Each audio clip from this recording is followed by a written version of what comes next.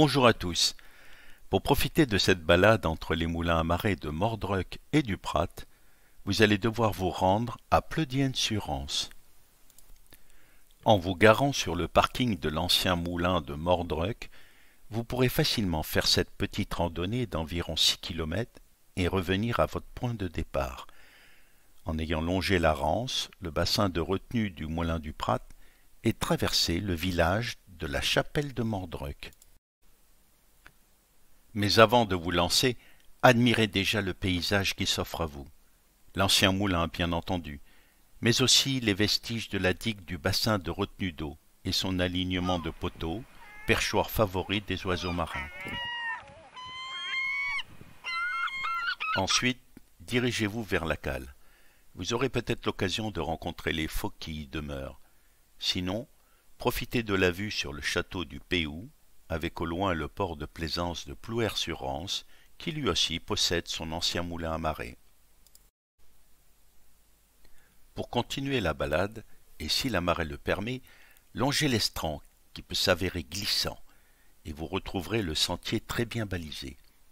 Sinon, empruntez l'itinéraire bis marée haute qui se situe face à la cale. Hormis le fait en début de balade de passer devant un ancien four à chaux et d'avoir une vue dégagée sur le joli village de la Moinerie, ensuite le cheminement en bordure des champs, puis dans la forêt pourra vous sembler assez long. Mais le sentier va se rétrécir. La vue sur la Rance sera de plus en plus dégagée et avant de tourner résolument vers la gauche, vous découvrirez en contrebas le moulin du Prat. Attention cependant, car le promontoire qui offre cette splendide vue peut s'avérer dangereux si le sol est glissant.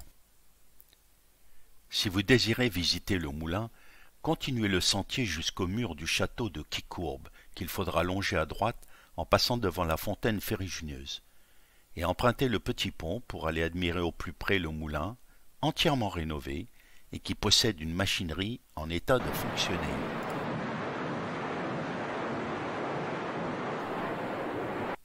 Ensuite, revenez sur vos pas, longez le mur du château en remontant le chemin et suivez le balisage vers la chapelle de Mordreuk. Difficile de croire, en voyant ces ruines qui servent de hangar, que cette chapelle, autrefois très fréquentée, a même donné son nom au village. Ce village de la chapelle de Mordreuk a la particularité singulière d'avoir des panneaux en bois, joliment décorés, pour indiquer le nom des rues qui desservent de belles maisons en pierre.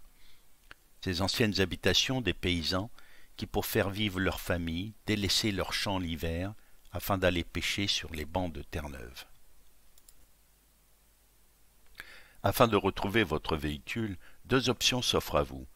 Traverser la campagne en étant prudent en période de chasse ou continuer en bordure de la route pour rejoindre la cale. Quoi qu'il en soit, en fin de balade, prenez le temps de profiter encore de ce site rempli d'histoire, qui fut entre le XVIe et la fin du XIXe siècle un port très important pour les Gabarres, qui approvisionnait Saint-Malo en marchandises et bois de chauffage.